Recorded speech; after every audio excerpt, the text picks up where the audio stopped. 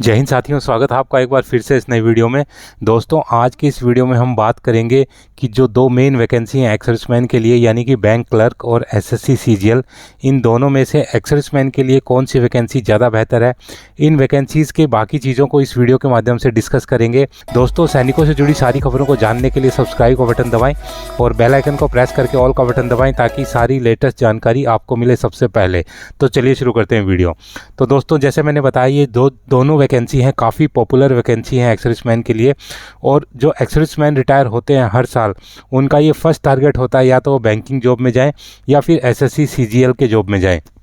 दोस्तों, सबसे पहले देख लेते हैं इसकी एजुकेशन क्वालिफ़िकेशन और एज लिमिट। तो दोनों ही एग्ज़ाम्स को अप्लाई करने के लिए आपके पास ग्रेजुएशन होनी चाहिए। लेकिन अगर आपने ग्रेजुएशन नहीं कर रखी है और आप 10th बेस के ऊपर अप्लाई करना चाहते हैं, तो ग्रेजुएशन सर्टिफिकेट जो कि सेना में मिलता है 15 साल की नौकरी के बाद, उसके बेस पे भी आप इन दोनों जॉब्स के लिए अप्लाई कर सकते हैं। लेकिन ये जॉब थोड़े टफ़ होते हैं, इनका जो सिलेबस होता है और इनका जो स्टैंडर्ड होता है एग्ज़ाम का, वो थोड़ा हाई होता है। तो 10th पास कैंडिडेट के लिए ये क्रैक कर पाना काफ़ी मुश्किल है। हालांकि नामुमकिन नहीं है, लेकिन फिर भी जो लोग ग्रेजुएट होंगे, ज़्यादातर लोग वही इसमें सिलेक्शन लेते हैं। दोस्तों, बात करें एज की, तो बैंक क्लर्क के लिए जो एज रखी जाती है नॉर्मल कैंडिडेट के लिए, वो 20 से लेकर के 28 वर्ष रखी जाती है। और एसएससी सीजीएल के लिए जो एज रखी जाती है नॉर्मल कैंडिडेट के लिए 18 से लेकर के 27 वर्ष रखी जाती है। हालांकि दोनों ही जॉब्स के अंदर एक्स-सर्विसमैन के लिए छूट है। उनको अपनी प्रेजेंट एज में से अपनी सर्विस को माइनस करके 3 साल और माइनस करना है।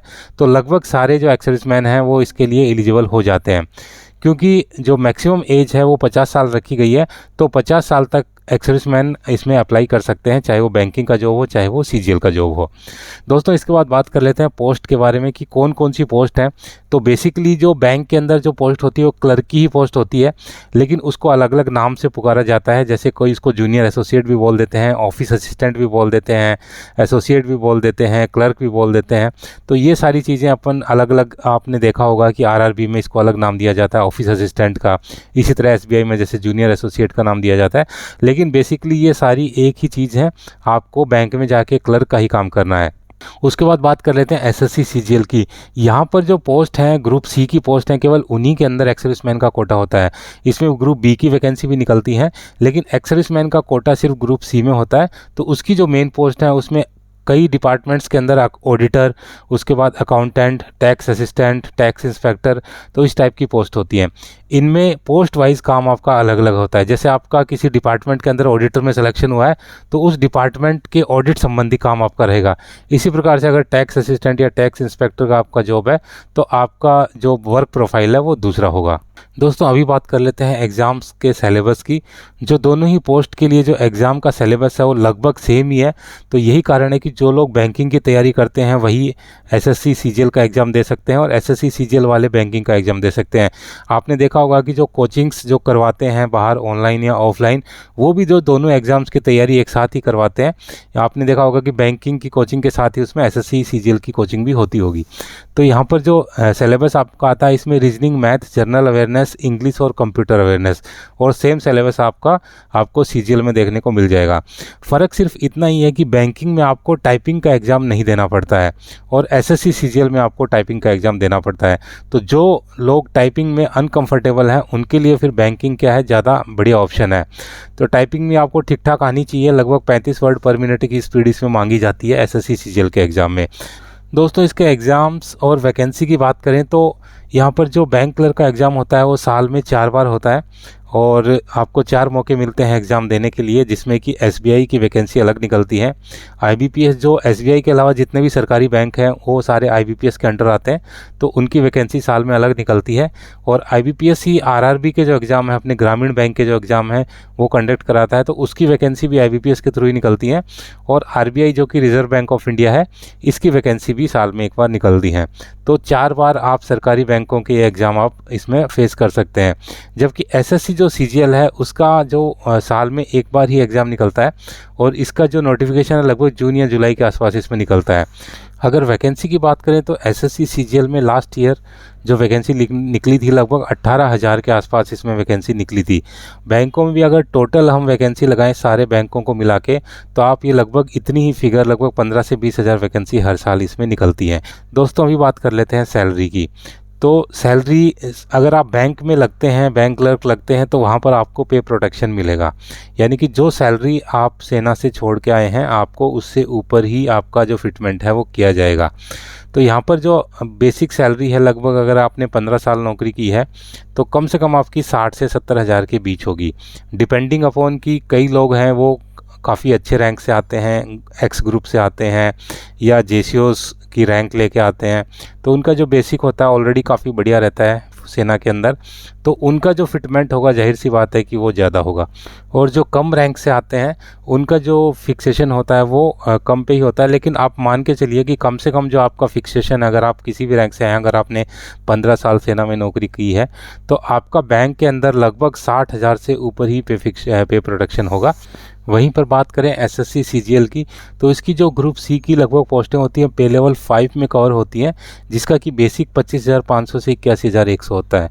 अभी जो आपका बेसिक स्टार्टिंग होगा वो 25,500 स्टार्ट होगा और फिर बाद में धीरे धीरे आपका जो हर साल इंक्रीमेंट लगेगा। बात करें इनिशियल इन हैंड सैलरी की, यानी कि आपको स्टार्टिंग में जब आप ज्वाइन करेंगे तो आपको कितना पैसा मिलेगा, तो लगभग एसएससी सीजीएल आप ज्वाइन करते हैं तो आपकी जो सैलरी होगी 50 हज़ार के आसपास होगी। तो ये दोनों में फ़र्क है, थोड़ा सा आपको सैलरी वाइज बैंक में अच्छा देखने को मिलेगा। और उसके बाद जो जो आपकी बैंक की सर्विस होती है, क्योंकि बैंकों का अलग से सेटलमेंट होता है हर 5 साल में, तो उसका काफ़ी फ़र्क पड़ जाता है। इसके अलावा बैंक के अंदर जो बाकी फाइनेंशियल फैसिलिटीज़ हैं, जैसे कि सब्सिडाइज रेट पे आपको लोन मिल जाता है, स्टाफ लोन मिल जाता है, स्टाफ कार लोन मिल जाता है, तो ये सारी चीज़ें बैंकिंग की ज़्यादा बढ़िया हैं बजाय कि एसएससी सीजीएल के। तो फाइनेंशियली अगर एस्पेक्ट से देखा जाए तो बैंक उसमें ज़्यादा बेटर होता है एसएससी सीजीएल से। दोस्तों इसके बाद बात कर लेते हैं पोस्टिंग और ट्रांसफ़र की। तो जैसे कि आप जानते हैं कि बैंकों के अंदर आप जैसे ही आप अप्लाई करते हैं तो उसमें जिस भी बैंक से आप अप्लाई करते हैं उसका एक पर्टिकुलर रीजन होता है। जैसे कि बात करें एसबीआई की, तो एसबीआई टोटल इंडिया में 17 सर्किल्स के अंदर डिवाइड है, तो आपने जिस सर्किल से ट्राई किया है आप उसी सर्किल में आपकी जो है जॉब रहेगी। सपोज़ कि आपने जयपुर सर्किल से ट्राई किया है तो जयपुर का जो रीजन है वो राजस्थान पूरा है, तो आपका जो पोस्टिंग होगी वो राजस्थान में ही रहेगी।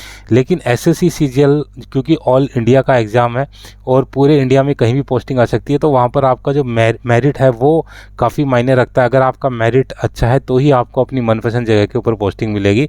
अदरवाइज़ अगर आपका मेरिट में नीचे नाम है तो आपको फिर कहीं भी भेजा जा सकता है। तो ये इसमें मेनली फ़र्क है कि अगर आपको एक पर्टिकुलर स्टेट में रहना है या अपने स्टेट में रहना है तो उस हिसाब से आपको बैंकिंग का जो जॉब है वो ज़्यादा सूट करता है।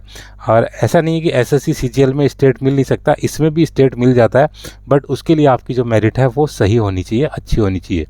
दोस्तों अभी देख लेते हैं जॉब प्रोफाइल और वर्कलोड के बारे में। तो बैंक क्लर्क का जैसे जो काम है वो क्लरिकल वर्क ही रहता है। ब्रांच के जो काम है, हेड ऑफिस में भी आपकी पोस्टिंग आ सकती है, रीजनल ऑफिस में भी पोस्टिंग आ सकती है, लेकिन नॉर्मली आप मान के चलिए कि शुरू में ब्रांच में पोस्टिंग आती है। तो आपका जो काम हो जैसे कैश हैंडलिंग का हो सकता है, आपको कैशियर बनाया जा सकता है।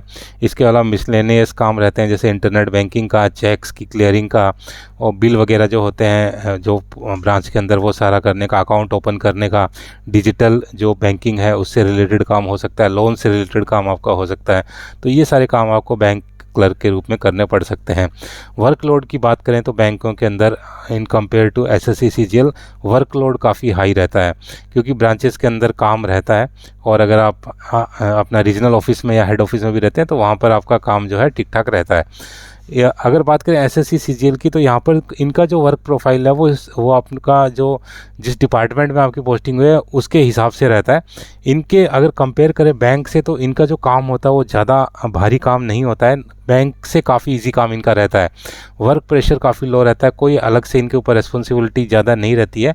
अगर हम काम के हिसाब से अगर देखें, दोनों में कंपेयर करें, तो एसएससी सीजीएल का काम है वो ज़्यादा सही है, ज़्यादा रिलैक्स काम है और उसमें प्रेशर भी काफ़ी कम है, जबकि बैंकिंग के अंदर काम ज़्यादा है और प्रेशर भी उसका हाई है।